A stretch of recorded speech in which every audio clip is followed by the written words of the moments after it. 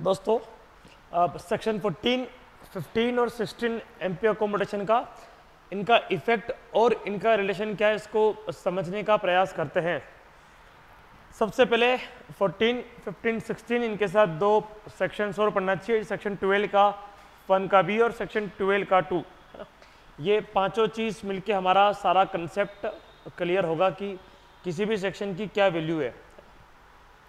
Simple सी बात समझना, जब एक अकोमोडेशन लैंडलॉर्ड अपने टेनेंट को देता है तो वो टेनेंट को ही देता है, वो टेनेंट के सिवा अन्य किसी व्यक्ति को नहीं देता है और नहीं वो अधिकार देता है कि वो टेनेंट अपना सब टेनेंट बनाए।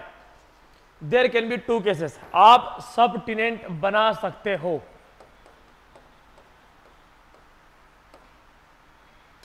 एक होगा विद परमिशन होगा और एक आप बना सकते हो विदाउट परमिशन। बना तो सकते ही हो, मना कौन बोल रहा है। हाँ, बिना पूछे बनाने का जो इफेक्ट होगा, जो उसका नुकसान होगा, उसकी कीमत आपको भैया चुकानी पड़ेगी। तो विद परमिशन अगर आप करते तो परमिशन का सेक्शन कौन सा है भैया? सेक्शन 14 है कि आप परमिशन लेकर किसी व्यक्ति को सब टेनेंट बना सकते हो। और विदाउट परमिशन का जो नुकसान है, जो कीमत है, वो आपको 12 के 1 के बी का मतलब एविक्शन का एक ग्राउंड बन जाएगा और आपको चलता कर दिया जाएगा, है ना, मकान मालिक के घर से। तो ये दो सेक्शन है। इसका मतलब सेक्शन 14 का यूज किया है, मतलब सेक्शन 14 का अगर कंप्लायंस होगा तो आप किससे बच जाओगे? आप 12 के 1 के बी के एविक्शन से बच जाएंगे। 14 बोलता क्या है? 14 बोलता है कि अगर किसी किराएदार को, किसी टेनेंट को लैंडलॉर्ड का जो मकान है ना, जो उसके पास है, वो उसको सबलेट करना है, मतलब किसी और को भी किराए से देना है। मान लो उसने 3 मंजिला मकान लिया है तो वो चाहता है कि 2 मंजिल पे मैं हूं, 1 मंजिल में किराए पे दे दूं। तो किराएदार जब किराए पे देता है तो जो नया किराएदार होता है उसको सब टेनेंट कहते हैं। तो वो परमिशन से किया जा सकता है, इसमें कोई दिक्कत नहीं है।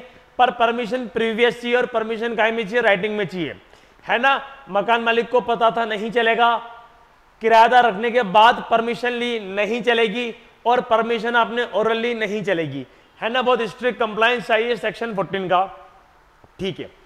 नेक्स्ट सेक्शन 15 का क्या बेनिफिट है आप समझना। सेक्शन 15 एक दायित्व, एक कर्तव्य, एक ड्यूटी इंपोज कर रहा है किसके ऊपर? टेनेंट के ऊपर भी और लैंडलॉर्ड के ऊपर भी, या दोनों में से किसी के ऊपर भी। कहने का मतलब है कि आपने 14 में क्या लिए? आपने 14 में परमिशन लिए भाई साहब। परमिशन किस बात की? परमिशन इस बात की कि आप घर के बाहर क्या लगा दो? टू लेट का बोर्ड लगाने की परमिशन सेक्शन 14 ने आपको दी है।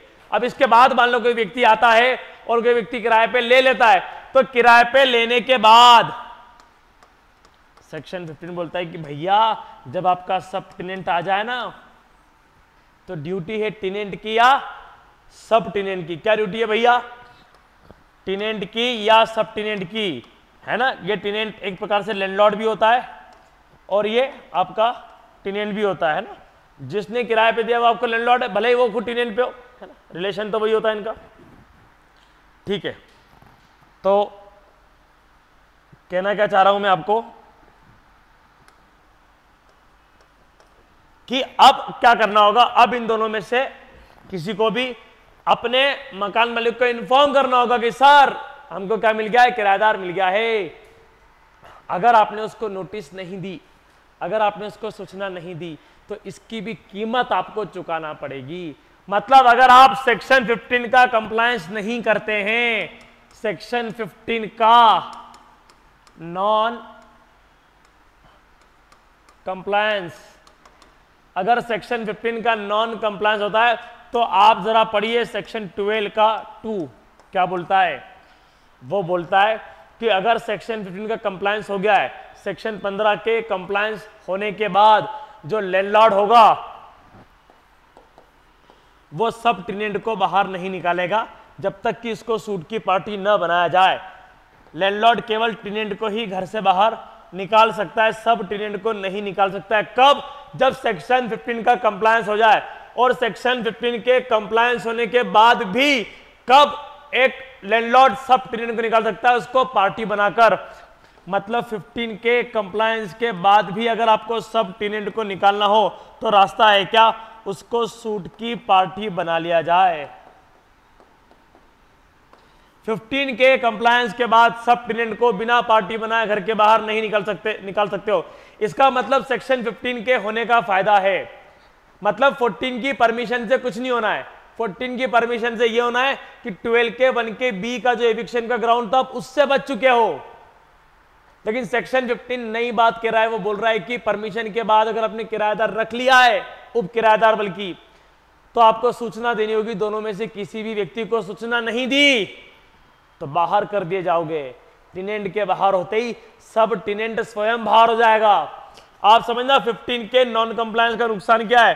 15 का कंप्लायंस नहीं हुआ है तो मान लो लैंडलॉर्ड ने टेनेंट के ऊपर केस लगाया तो टेनेंट तो बाहर होगा ही होगा, साथ में और फ्री में सब टेनेंट भी बाहर हो जाएगा अगर सेक्शन 15 का कंप्लायंस आपने नहीं करा है तो।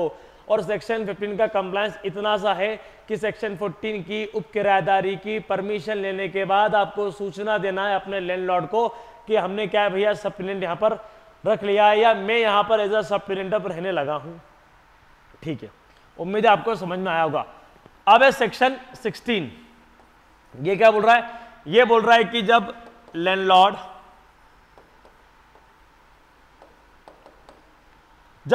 टेनेंट को एविक्ट कर दे और उसके एविक्शन के बाद भी सब टेनेंट रह जाए क्योंकि 15 का कंप्लायंस हुआ है, अगर यहां से टेनेंट स्किप हो जाए तो ये जो मॉडल है कैसा हो जाएगा भैया, लैंडलॉर्ड और सब टेनेंट क्या हो जाएंगे अब नए, लैंडलॉर्ड और टेनेंट। तो यहां सब टेनेंट काट के क्या लिखा जाएगा, टेनेंट। और उन्हीं टर्म्स एंड कंडीशन पे, जिन टर्म्स एंड कंडीशन पे टेनेंट रहता था, इसको रख लिया जाएगा। मतलब सेक्शन 16 बेसिकली आपको बता रहा है कि व्हेन सब टेनेंट विल बिकम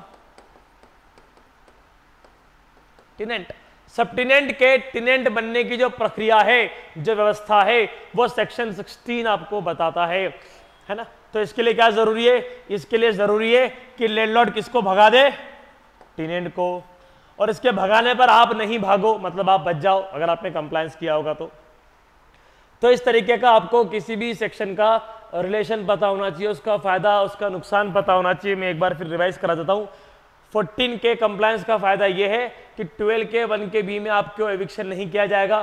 15 के कंप्लायंस का फायदा यह है कि 12 के 2 में जब टेनेंट को बाहर किया जाएगा तो आपको बाहर नहीं किया जाएगा। और 16 में बताया गया है कि किस तरीके से सब टेनेंट बन सकता है। उम्मीद करता हूं आपको एमपी अकोमोडेशन का सेक्शन 14, 15, 16 समझ में आया होगा और क्लियर हुआ होगा। और ऐसे ही वीडियोस को देखने के लिए बने रहिए लीगल होम के साथ।